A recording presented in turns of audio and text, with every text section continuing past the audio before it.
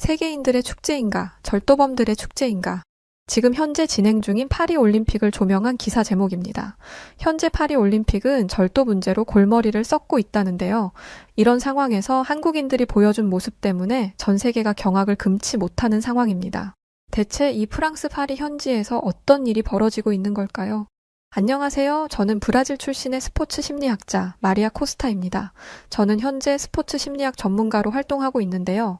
41세가 되는 이 나이까지 꾸준히 커리어를 쌓아 올렸다 보니 그동안의 경력을 인정받아 2024년 파리올림픽에 자문위원으로 초청받게 되었어요.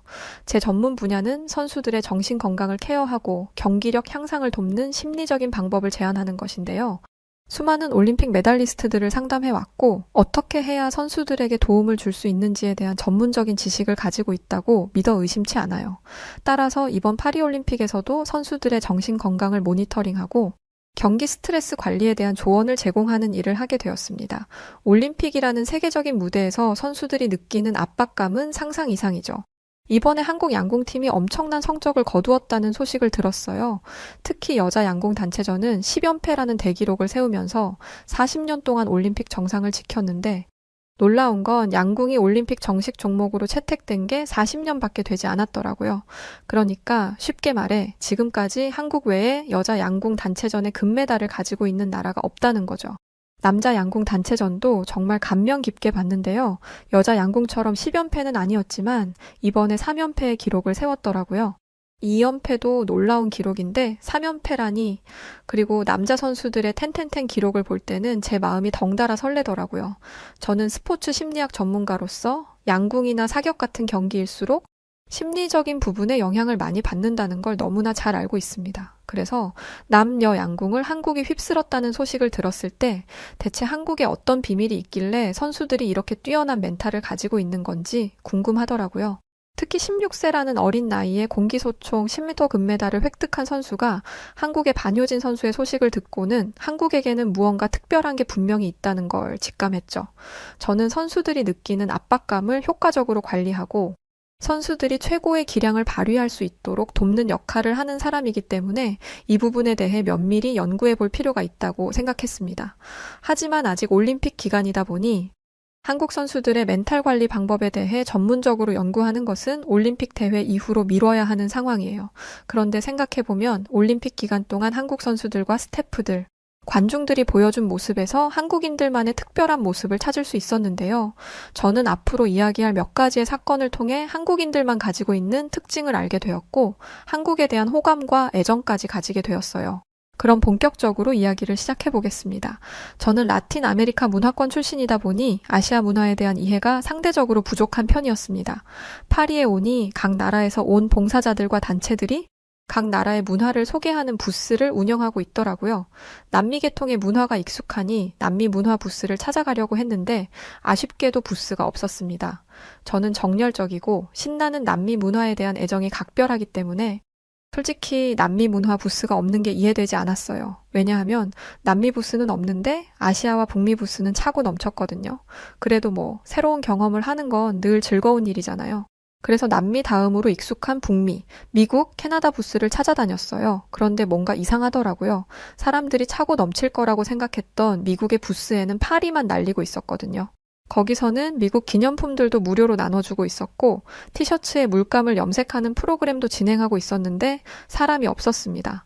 미국은 문화적으로 뛰어난 나라잖아요. 물론 역사가 긴 건 아니지만 세계의 트렌드와 문화는 미국이 주도하고 있다는 걸 의심하는 사람은 없을 겁니다. 그런데 미국 부스에 파리만 날리고 있는 꼴이라니, 저는 사람들이 각국의 문화 체험에 별 관심이 없기 때문에 이런 현상이 벌어지는 거라고 생각했어요. 그런데 발걸음을 옮기던 중 깜짝 놀랄 만한 장면을 보게 되었습니다. 사람들에게 둘러싸여 부스가 있다는 것도 모를 정도로 인기인 곳이 있더라고요. 도저히 저 많은 인파를 헤치고 들어갈 자신이 없어서 그냥 자리를 떠나려는데 갑자기 어디선가 음악 소리가 흘러나왔습니다. 그리고 그 순간 그렇게 많던 인파들이 순식간에 흩어져서 하나의 원을 만들더라고요. 곧이어 어디선가 화려한 옷을 입은 사람들이 나와서는 춤을 추기 시작했어요. 처음 들어보는 노래인데 굉장히 신나더라고요. 젊은 친구들이 듣는 노래 같은데 좋더라고요. 솔직히 41살인 제가 요즘 친구들 노래를 들을 일이 뭐가 있겠어요?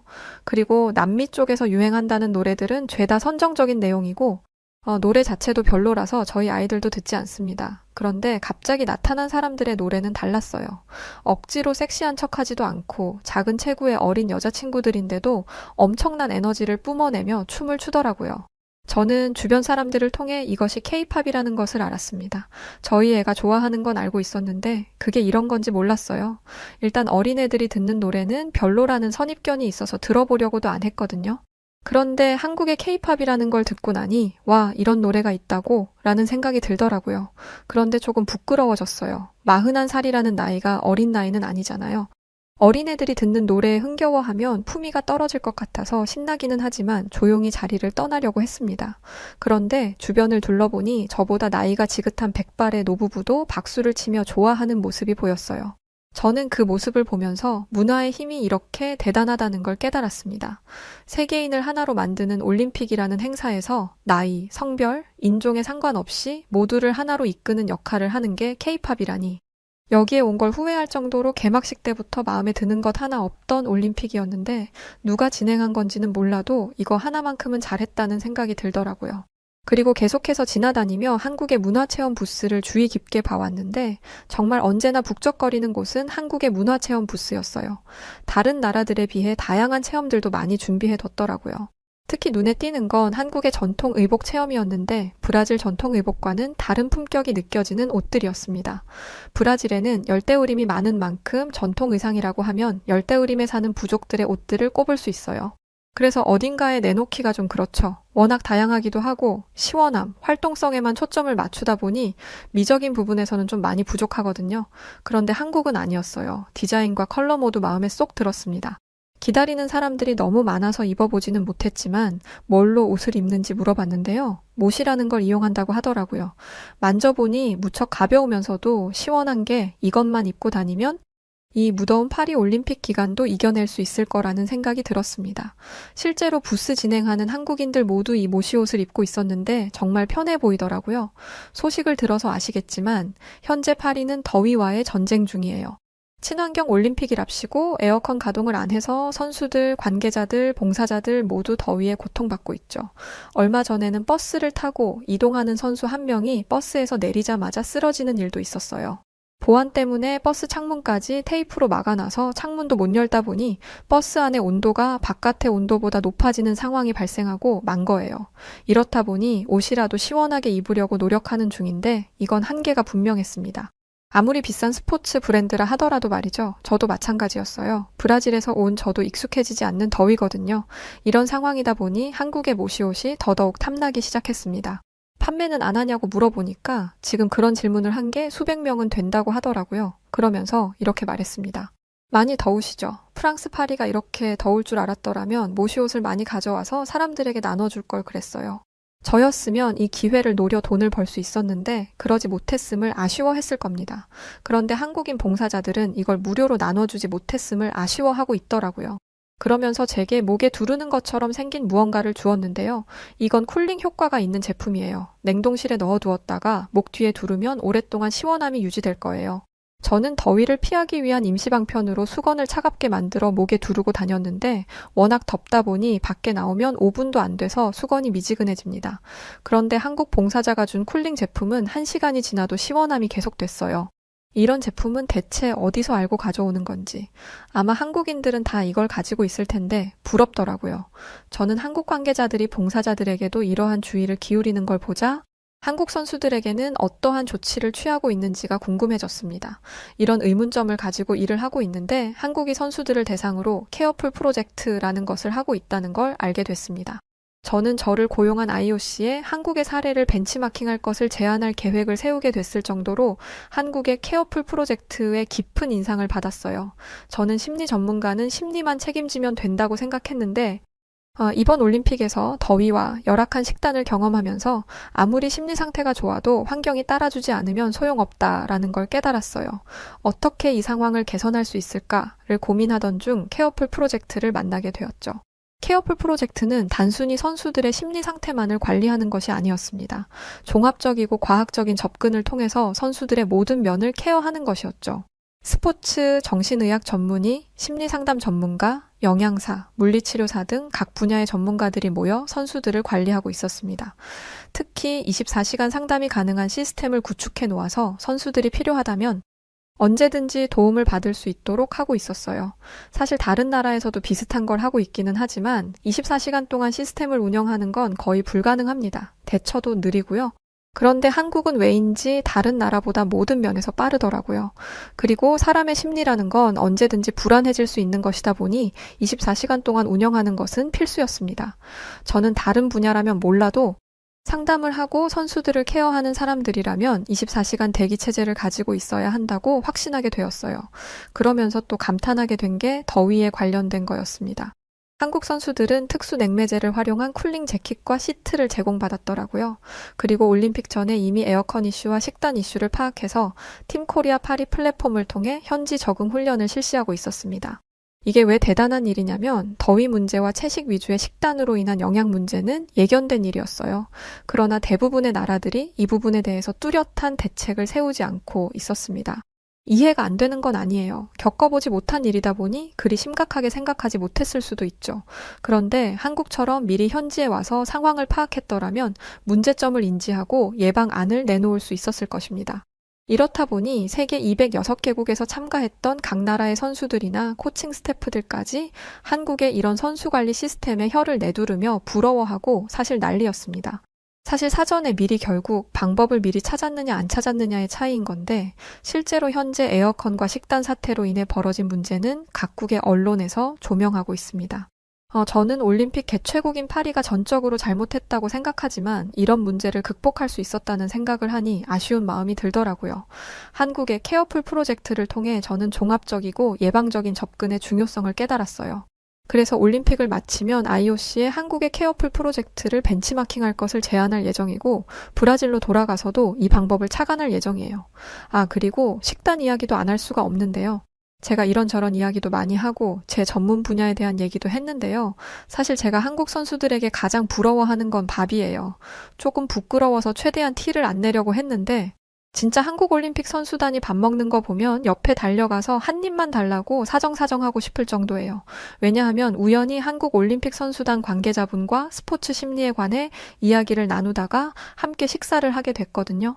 한식을 잘 몰라서 함께 밥을 먹자는 얘기를 들었을 때 거절하려고 했었어요.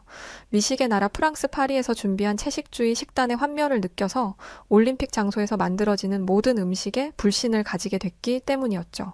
친환경 올림픽이라고 해서 고기 하나 없는 식단을 주는데 진짜 못 먹겠더라고요. 그리고 채식도 하던 사람이 해야 하는 건데 채식은 해본 적도 없는 제가 채식 위주의 식단을 하려다 보니 에너지가 쭉쭉 빠지고 건강이 안 좋아지는 듯 했습니다. 그래서 그냥 밖에 나가서 사 먹었어요. 그런데 지금 프랑스 파리 전체의 물가가 하늘 높은 줄 모르고 치솟는 상황입니다. 한국 돈으로 치면 15,000원이면 먹을 수 있던 음식이 한 끼에 30,000원씩 돼버리니까 어디를 가서 밥을 먹기도 힘들어지더라고요. 다행히 저는 IOC 자문위원으로 온 거라 어느 정도 여유롭게 식비가 나오지만 그래도 부담되는 건 사실이라 별로 내키지는 않지만 한국 선수단 식당으로 가서 밥을 먹게 됐어요. 커다란 식판에 음식을 담아서 먹는데 다 생전 처음 보는 음식들이었어요. 일단 저는 쌀밥을 먹어본 적이 별로 없어요. 그런데 한국인들은 무조건 밥을 먹는 것 같더라고요. 제가 그날 먹은 음식들은 오징어 볶음, 만두 튀김, 표고버섯 무침, 메추리알 조림, 안심 볶음이었어요. 그냥 척 보기에도 건강해 보이더라고요.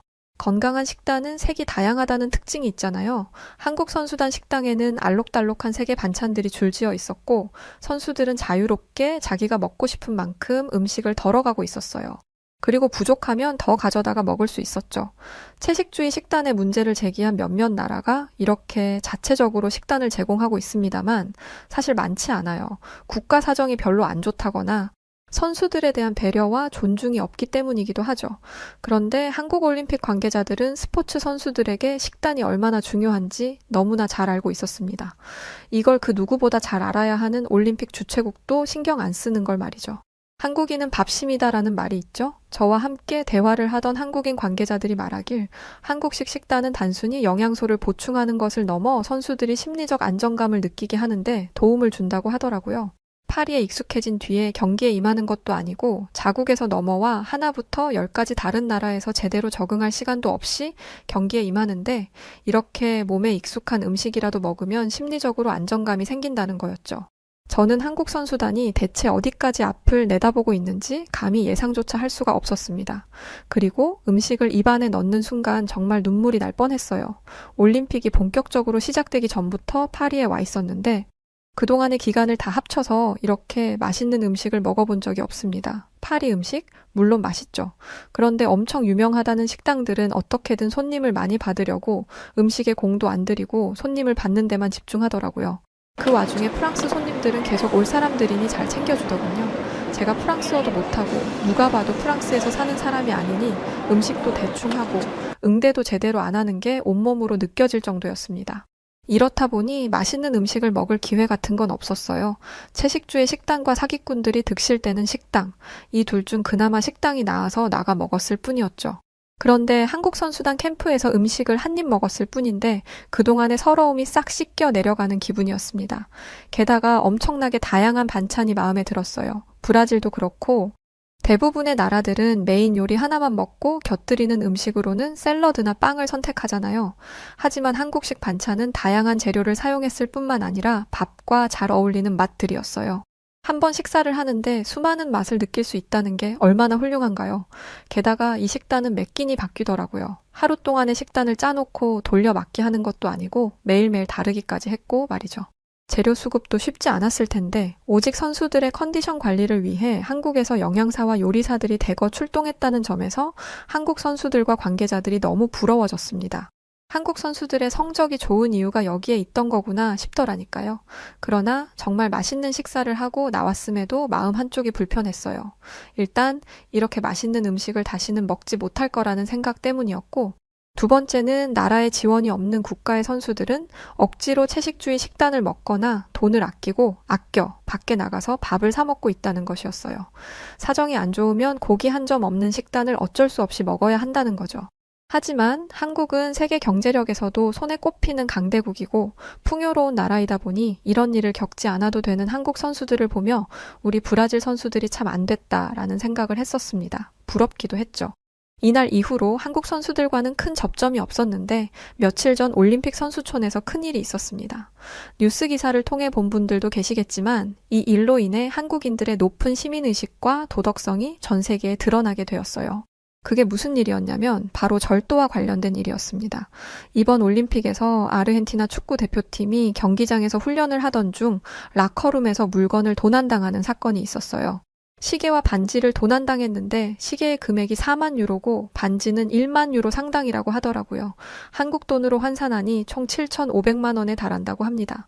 올림픽 주최 측에서 쉬쉬해서 자세한 내막은 알려지지 않았지만 시계와 반지를 아무데나 굴러다니게 할 선수는 없을 거예요. 아마 라커룸에서 환복을 하고 라커 안에 고이 보관해 두었겠죠. 그런데 그게 없어지다니 이건 물건을 잃어버린 게 아니라 절도에 해당되는 겁니다. 그런데 라커룸이다 보니 CCTV도 없고 범인을 찾을 방법이 없을 거예요. 그리고 경찰을 불러서 해결해야 하는 일을 올림픽 기간에 어떻게 하겠어요. 이뿐만 아니라 일본 남자 럭비 대표팀도 선수촌에서 결혼 반지와 목걸이, 현금 등 449만 원 상당을 도난당했다고 합니다.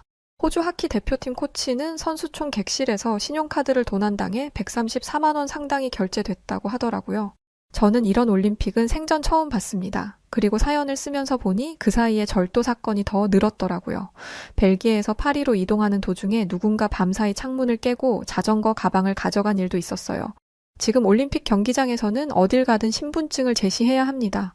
IOC 자문위원이라는 이름표를 달고 있는데도 신분증을 요구하죠. 그런데도 이런 구멍이 생기다니 절도 올림픽이라는 오명은 어쩔 수 없겠더라고요. 그런데 이런 절도 올림픽에서도 희망을 주는 사람들이 있었으니 그 사람들이 바로 한국인들입니다. 이번에 가장 큰 피해를 입은 사람은 전 브라질 축구 대표팀 감독이나 일본 대표팀 사령탑을 지낸 자쿠 감독이었어요.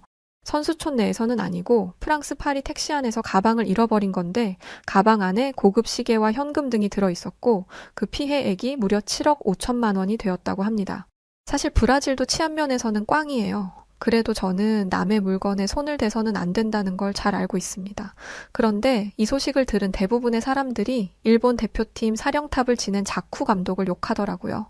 그러게 그런 귀중품을 가지고 왜 택시를 타? 라는 거였죠. 어떤 사람은 본인이 두고 내린 거니 잃어버려도 할 말 없지. 그 택시기사 땡 잡았네. 라는 얘기를 하기까지 했습니다. 그런데 딱 한 부류의 사람들, 바로 한국인들은 이에 반대의 생각을 가지고 있었습니다. 한국인들은 이번 사건을 접하고 나서는 모두가 한 목소리로 이렇게 말했었죠. 그게 왜 자쿠 감독 탓이죠? 그 사람이 두고 내렸다고 하더라도 남의 물건이잖아요. 그리고 그 가방을 잃어버린 사람의 심경은 생각 안 하나요? 택시 탈 때 시계를 가지고 택시를 타면 안 된다는 생각을 어떻게 할 수 있죠? 자쿠 감독의 일을 내 일이라고 생각해 보세요. 그래도 웃을 수 있을까요? 타인의 아픔을 어떻게 웃음거리로 만드는 건지 이해가 안 되네요. 이뿐만이 아닙니다. 이런 일이 있고 난 이후에 한국인들이 보인 모습에 많은 외신 기자들이나 해외 각국의 사람들은 어떻게 저런 마음들을 한국인들은 모두 지닐 수 있는 건지 의문이 들게 하는 일들도 있었는데요. 안내데스크로 가는 한국인을 본 적이 있어요. 무슨 물건을 가져다 주고 돌아가길래 뭘 하는 건가 싶었습니다. 분명 한국인들은 남다른 무언가를 했을 거라 믿어 의심치 않으며 안내데스크로 가서 한국인이 주고 간 게 무엇인지 물었어요. 그런데 정말 깜짝 놀랐습니다. 그건 누군가가 잃어버린 물건이었어요. 직원들은 아주 당황한 상태였어요. 저희는 분실물에 대한 매뉴얼이 없어요. 한국인이 주고 간 분실물을 찾으러 오는 사람은 없을 거예요. 당연하죠. 당연히 그랬을 겁니다. 물건을 잃어버리면 되찾을 수 있다는 생각조차를 안 하는 게 세계 사람들의 보통 생각이니까요. 그런데 한국인들은 물건을 되돌려주면 분명히 주인을 찾을 수 있다고 생각하더라고요. 한국인들은 올림픽 안내데스크 직원들이 어차피 주인을 못 찾을 거다라고 말하자 그래도 내가 갖는 건 도덕적으로 옳지 않다. 올림픽을 마칠 때까지 주인이 나타나지 않는다면 처분해달라라고 했다고 합니다. 이와 비슷한 장면을 한 번 더 봤어요. 이번에는 물건을 지켜주고 있더라고요. 멘탈적인 도움이 필요한 선수의 경기가 끝났을 때 저는 사람들이 자리를 떠날 때까지 앉아서 기다리고 있었습니다. 그런데 제 가까이에 있던 한국인들이 자꾸만 주변을 두리번거리며 자리를 떠나지 않더라고요.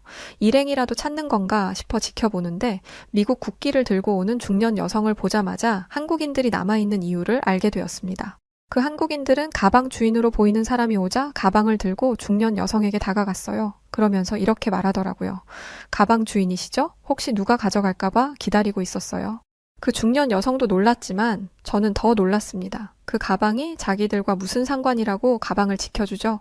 날씨가 선선한 것도 아니고 태양이 강한 땡볕이었는데 말이죠. 저희가 이걸 다른 데에 맡겨두면 혹시 못 찾으실 수도 있잖아요. 여기로 돌아오셔서 다행이에요. 이 말을 듣는데 멍해지더라고요. 제가 알고 있는 모든 상식이 거절되는 기분이었습니다. 저는 그 한국인 관객들에게 가서 안내데스크에서 본 것과 지금 본 것들에 대해 물었어요.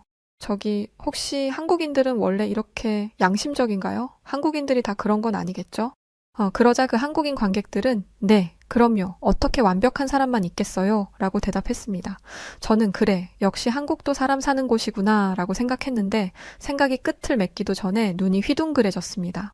하지만 한국에서는 소매치기나 도둑 걱정을 해본 적이 없어요. 주머니에 핸드폰을 꽂아두면 안 된다는 걸 여기 와서 처음 알았으니까요. 그리고 분실물 보관소가 없다는 것도 놀라웠어요. 여기는 물건 주인을 찾아준다는 개념이 없더라고요. 한국에는 어딜 가든 분실물 센터가 있고 혹시 주인이 찾으러 오지 못할까봐 인터넷에 올려서 분실 물품과 보관 장소를 알려주기도 해요. 그리고 버스에서 현금을 떨어뜨린 적이 있는데 그걸 전해주려고 목적지가 아닌데도 내려서 쫓아오신 분도 계셨어요. 저는 한국인들의 말을 듣고 유토피아에서나 일어날 거라 생각했던 일이 실제로 이루어지고 있다는 것에 굉장히 놀랐습니다. 스포츠 정신은 경기장 안에만 있는 게 아니라 올림픽이 이루어지는 모든 곳에서 전승되어야 하는 것인데 그걸 가장 잘 지키고 있는 게 한국인들이라는 생각이 들었어요. 깨끗하고 세계를 하나로 모으는 문화적 힘을 가지고 있고 정직하고 배려심 넘치며 양심적이기까지 했으니까요. 실제로 파리올림픽 현지에서는 이런 한국인들의 도덕적인 모습에 많은 외신들과 해외 각국의 사람들이 놀라고 있는 상황입니다. 파리올림픽 어디를 가도 한국의 케이팝이 흘러나오고 있고 한국을 칭송하는 사람들이 많이 보이죠. 뿐만 아니라 세계 축제인 매 올림픽이 열릴 때마다 한국의 음식이 늘 화두에 오르고 있는데 이번 파리올림픽도 마찬가지입니다. 한국 선수단의 영양가 높은 식단과 한국의 선수 관리 시스템은 모든 해외 국가로부터 부러움의 대상입니다. 심지어 올림픽에 참가하는 자국 선수를 응원하기 위해 왔던 한국인들의 시민의식은 전 세계로부터 극찬에 극찬을 받고 있는데요. 남은 올림픽 기간 동안 한국이 제게 또 어떤 영감을 줄지 기대가 되네요. 서구적인 방식이 가장 효율적이고 옳다고 생각했던 제 인식을 확 바꿔준 한국에게 감사한 마음입니다. 그리고 기회가 된다면 한국 분들에게 저녁 식사를 초대받고 싶네요. 그러려면 좀 친해져야겠죠? 어떻게 하면 한국인 분들과 가까워질 수 있을지 알려주시면 제게 큰 도움이 될 것 같습니다. 그럼 다들 즐거운 올림픽 기간 되시고 한국 선수들의 건승을 빌겠습니다. 그리고 파리에 갔던 세계 각국의 선수들과 관계자들 모두 응원하고 저도 남은 올림픽 기간 IOC 자문위원으로 열심히 잘 마치고 돌아가겠습니다. 네, 오늘 사연 여기까지입니다. 우리 한국인 분들이 전 세계 축제인 파리올림픽 현지에서 국위선양을 하시고 계시네요. 이런 국제적인 행사를 통해 한국의 위상이 더욱 높아지길 바라봅니다. 자, 오늘 사연 어떻게 들으셨나요? 사연이 재밌으셨다면 구독과 좋아요 부탁드리고 그럼 지금까지 사연을 읽어드렸던 여우튜브 송은지였습니다. 끝까지 시청해주셔서 고맙습니다. 더 좋은 영상으로 찾아뵐게요. 감사합니다. 사랑합니다. 당신만의 여우튜브